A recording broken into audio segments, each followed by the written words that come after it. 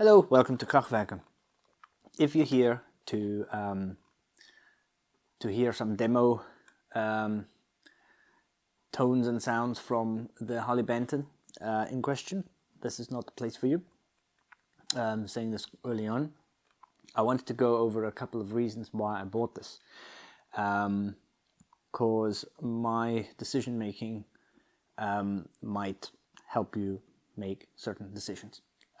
Anyway, so the other day I was about to buy, I was thinking about buying the Harley Benton, the stainless steel version. I think they're the DLX Gotoh models, but I wanted to get the SG one, the white one, the Alpine white one. There's also a baby blue one, I think, and I was thinking about getting it off Thomann, but I was umming and ahhing, and then this came up on Facebook Marketplace for £200, and I went down, saw it, and got it. So this is the, let me get this right. This is the Harley Benton SC DLX Gotoh stainless steel fret version. So decision making. I've got three guitars, excluding this one, and I like all of them. My favorite go-to of all of them is this one. This is the Vintage. And I love this guitar so much. I play it all the time, and because I play it all the time, we are now in a situation where slowly but surely the frets are definitely getting a little bit funky. I've had it for a long time. I replaced the pickups with the Wilkinson overwounds, the 14K, both the neck and the bridge pickup, and I love those pickups. They're fairly flat and high output, which means they are quite versatile. Then I've got one that I kind of Frankenstein myself, and that's kind of always here when I just want to jam a bit. It was a bit of a test to use the laser to put my own decal on and all that kind of stuff. There's some videos about that. It's in a black SG. And then I had the Epiphone 1960, or I have the Epiphone 1960 Tribute Plus, which is an amazing guitar. But essentially this one is going to replace that. And one of the reasons I'm replacing it's because the Epiphone, as good as it is and as well made as it is, I can't get it set up properly for D drop C, no matter what I've tried. And I'm fairly decent with setting up my guitars, but I just couldn't manage it. I used different frets are leveled. I used different string gauges, but I just can't get it to feel right and play right on the lower tunings. The other considerations why I wanted something like this is because just like the Vintage range, these are cheap. They're very affordable, but yet they are very good. And I like stuff that is good, but it's not terribly expensive, because the moment I spend money on anything that's terribly expensive, I get really precious about it, and I end up just not really kind of using it. You know what I mean? I always just want to keep it stored somewhere, and that's not the point. The point is I want something that I can play all the time. So with the stainless steel frets, I'm obviously going to get a lot longer life out of the frets, because that's the only thing that's actually disappearing on that poor thing. So my decision making was about finding something that I'm happy to drag, through the wars with me. And I'm not overly precious if it gets the odd ding or anything like that. Now I kind of look after my stuff, and most of my guitars are still in good order. Anyway, if you are interested, I am selling the 1960 Plus. I have changed the pickups on that as well. It came with Gibson humbuckers 1960s, I think, which might actually sound amazing, but they're just not my thing. They were too anemic for me, too kind of jazzy, bluesy for me. So I sold them ages ago. Anyway, if you want them, have a look or contact me. As for this, now that I have it, and I've had it for a few days, and I've played it, and I've jammed with it, and I've There are 9s on this, and it's tuned down to D drop C. I have a few comments. So if you're interested in what this guitar sounds like and all the detailed specs and all that, and the price, there's tons of reviews about it and demos about it, so I'm not going to do that. But I'm going to go over a couple of things which... Oh, by the way, most of them I think are fairly accurate now that I have this thing in my hand and I've played with it. There's not overselling going on for sure, but there are a few caveats I would suggest. One is that it has the Gotoh tuners on it, all right?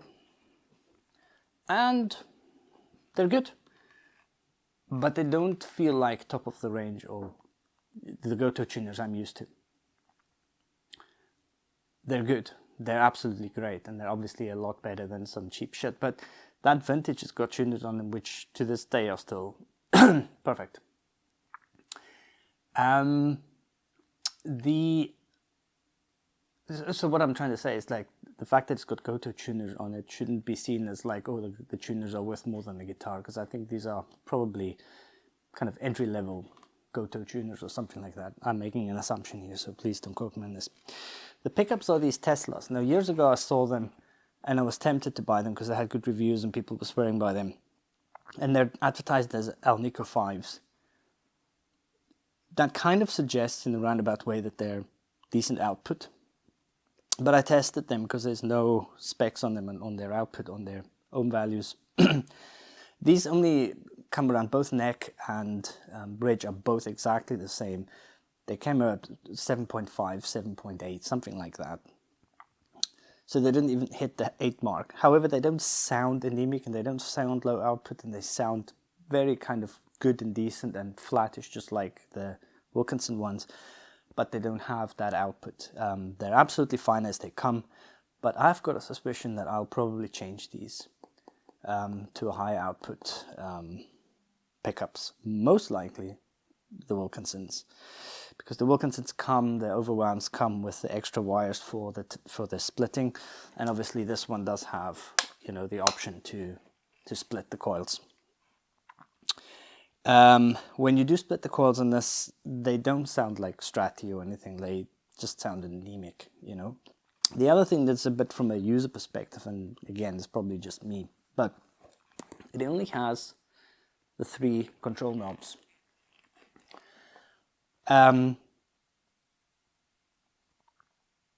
And obviously it's correct. So it's tone, bridge, volume, neck volume.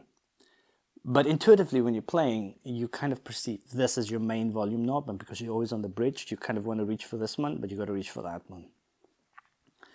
So although it's correct, kind of intuitively it feels wrong. I know, it's just me, right? Otherwise, I can't fault it. The reach is incredible for an LP style guitar. It's got the belly carve. It's got the volute in the back here. Playing this thing is absolutely amazing. The steel frets are set to advertised as medium jumbo. They seem a bit smaller than medium jumbo. Those are medium jumbo and they're definitely bigger and higher. Doesn't bother me. I was worried that because it's got stainless steel frets, that if the fretwork isn't perfect, it would be a hassle to fix. But I have to say that the fretwork is perfect. I mean, there's no fret buzzes, they're perfectly level, and the sides are very well worked off. There's no snagging here, and I'm not doing the full Magnite test, I'm just feeling it, and it's really neat and clean. So there's no complaints there from my side. It's really light. And what I like about that is that you can really feel the body resonate when you're playing, so it gives you a lot of feedback, maybe even a bit too much. And so when the amps are on, it really does a good job of giving you that deep, you know, full kind of feedback, which I really like. Otherwise, I've not seen any issues with the finish, with anything really. I mean, considering it is absolutely well done guitar. I mean, anybody, this is what they always say, it's like you couldn't get this sort of stuff 20 years ago, right? If you now have a kid that's starting out with guitar, the quality that you can buy them for £200-300 compared to the quality that you could buy a beginner 15 years ago is just a world apart. But here's another thing. So apparently these are built in the Court factory. And since these came out, this new Harley Benton range that everybody's been going on about, looking at the headstock and looking at everything, looking at the quality and the price, I think that they're built by the same guys that built the vintage. And all you have to do is look at the headstocks. Now obviously the top shape is slightly different, but not that much. But the slimness, the angle, everything else is the same. The thickness of the neck, everything seems to be like exactly the same. And that's maybe why these are good, because they're built in the same place that these are, and these have a really good reputation. So anyway, I hope that helps anybody who wants to give this stuff a shot. I think they're definitely worth buying. So that's it. Thank you very much.